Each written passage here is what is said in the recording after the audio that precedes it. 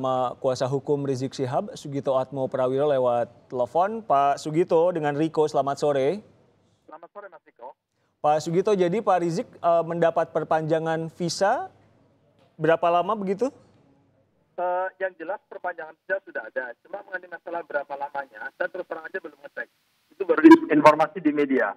Karena kemarin pada waktu pertemuan saya terakhir pun saya tidak menanyakan mengenai masalah visa. Karena bagi kami visa itu adalah sangat pribadi karena ini terkait dengan yang sedang ramai. Jadi saya hanya konsentrasi di urusan hukumnya. Oke, jenis visanya visa apa Pak? Yang saya dengar ya, saya tidak melihat langsung dari visa tersebut. Sepertinya undangan. Undangan. Berarti kunjungan keluarga ya, karena Arab Saudi kan bisnis, umroh, haji, studi, kunjungan, dan kerja. Iya. Itu jenis visa di Arab Saudi. Berarti yang mana jenisnya? Saya tidak tahu persis, karena saya terus terang aja belum menanyakan langsung ke beliau. Tapi sudah mendapatkan visa. Tapi sudah mendapatkan visa, jenisnya belum dipastikan lagi oleh Pak Sugito. Kalau batas waktunya, kami mendengar dari salah satu pihak Pak Rizik ada visa tanpa batas waktu dari Arab Saudi, begitu? Saya juga belum mengecek langsung ke yang bersangkutan. Urusan visa terus terang aja, saya tidak pernah menanyakan langsung ke beliau. Tapi yang jelas bahwa beliau mengatakan saya tinggal di Saudi adalah legal. Saya tidak mau bermasalah secara hukum terkait dengan keberadaan di mana beliau tinggal. Itu aja. Yang jelas legal, itu aja. Baik, berarti sekarang adalah perpanjangan visa yang pertama, karena terakhir tuh habis tanggal 12 Juni Pak Sugito, betul ya? Koreksi kalau salah. Betul. Informasi itu betul. Betul, itu visanya visa jenis? Yang pertama. Oh, yang pertama umroh, yang kedua ini yang Anda belum harus tanya lagi gitu ya? Iya, betul. Baik, tapi berarti dengan kata lain Pak Rizik ini tidak berencana pulang dalam waktu dekat, Pak Gito? Kalau beliau mengatakan ke kami, ada rencana pulang secepatnya sebelum Lebaran ini. Tapi kalau misalnya nanti kondisinya tidak kondusif, kemungkinan besar setelah Lebaran. Tidak kondusif itu yang seperti apa? Kondusifnya bahwa penegakan hukum itu sudah adil dan tidak ada kepentingan-kepentingan lain. Karena begini, bahwa Habib merasakan apa yang terjadi sekarang ini itu adalah kriminalisasi. Bahwa untuk perkara mengenai masalah konten pornografi dan semua juga orang tahu di dalam pasal 27 ayat 1 itu kan juga sudah ditegaskan bahwa yang mengupload dulu yang harus dipermasalahkan secara hukum, bukan korban. Karena bagi kami Habib Rizik maupun Firza Hussein adalah sama-sama korban. Baik, tapi belum ada rencana juga Pak Rizik datang mengklarifikasi semuanya untuk diperiksa kepolisian. Bagaimanapun juga kan ini proses hukum yang mesti dijalani, begitu Pak Sugito? Jadi begini Mas Riko, boleh semua orang mengatakan ini adalah proses hukum yang harus dijalani. Tapi bagi kami ini adalah peristiwa politik yang seakan-akan menjadi peristiwa hukum. Ini peristiwa politik awalnya. Karena apa? Kalau kita memperhatikan mengenai masalah pasal yang dituduhkan, mengenai masalah konten pornografi, itu kalau kita jeli, itu adalah sebenarnya domain private, bukan domain publik. Karena apa? Barang bukti itu kan sebenarnya awalnya di tangan penyidik. Seharusnya penyidik bisa mendalami kenapa ini bisa sampai tersebar. Itu tanggal 2 Desember untuk handphonenya Firza terkait dengan perkara makar. Sementara diviralkan tanggal 29 Januari, sudah hampir 2 bulan. Nah, ini kami mengatakan bahwa Habib Rizik memang sedang dibunuh karakternya dengan berbagai macam cara. Dan saya mengharapkan kepolisian untuk bisa lebih adil, lebih fair, dan hukum ditegakkan sesuai dengan cara yang berlaku. Berarti dengan kata lain, Anda dan Pak Rizik tidak percaya institusi hukum dong, Pak? Saya bukan tidak percaya, saya percaya. Tapi khusus terhadap perkara Habib Rizik, ini sepertinya sengaja dipolitisasikan. Oleh siapa? Hukum. Ya, dalam hal ini saya menggunakan bahasa polisi digunakan oleh alat-alat kekuasaan.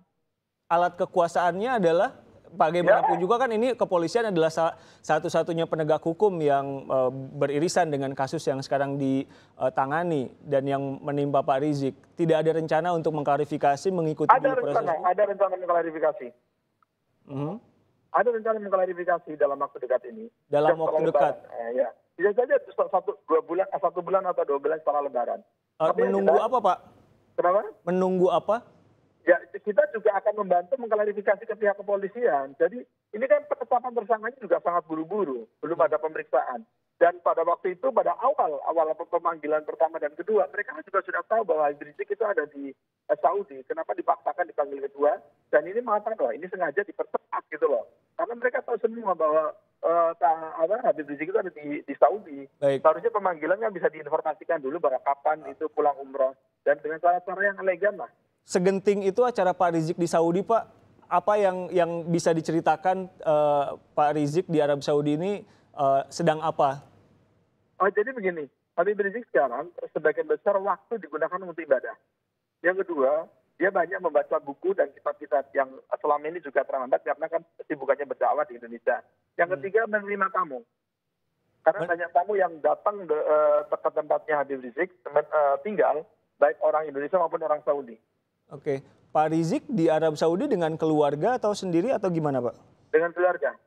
Oh, dengan keluarga. Iya. Kepolisian yang tadi kami wawancarai berencana bekerja sama dengan kepolisian di Arab Saudi untuk menangkap Pak Rizik. Ada tanggapan soal ini, Pak Sugito?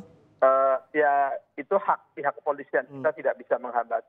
Tapi setahu saya bahwa Habib Rizik di Saudi itu oleh masyarakat yang ada di Saudi dianggap itu hijrah.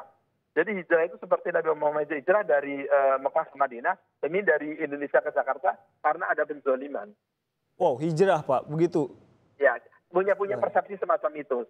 Tapi kalau misalnya pihak kepolisian di Indonesia bekerja sama dengan pihak kepolisian di Saudi, itu hak dari masing-masing pihak. Tapi semoga pihak Saudi juga bisa lebih bijak dalam dalam mengambil keputusan kalau memang ada langkah-langkah yang harus dikerjakan. Oke, Pak Sugito, pertimbangan apa yang pada akhirnya bisa membuat Pak Rizik pulang? Saya pikir nanti kami akan diskusikan lebih lanjut dengan Habib Rizik, tapi intinya bahwa polisi harus transparan dan terbuka terkait dengan perkara konten pornografi ini. Sehingga nanti jelas gitu loh duduk persoalannya, jangan hanya membidik ke korbannya. Ke dalam ini kan korbannya itu kan Firza Hussein sama Habib Rizik. Sementara yang mengupload itu bisa melenggang, diinformasikan di Amerika lah, di mana lah, dan itu semuanya bias.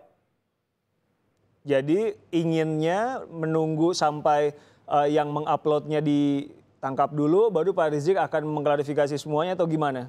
Ya, itu diantaranya itu.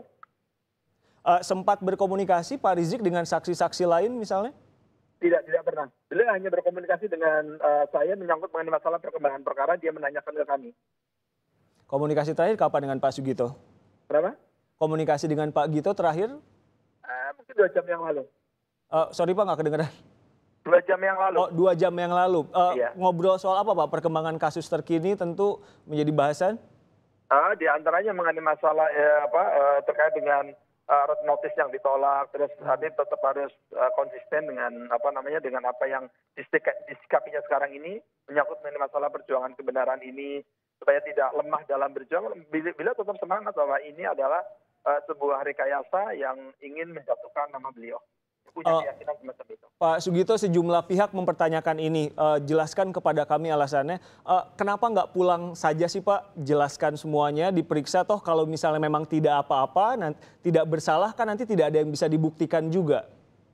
Jadi begini, kepolisian itu kan punya hak memaksa.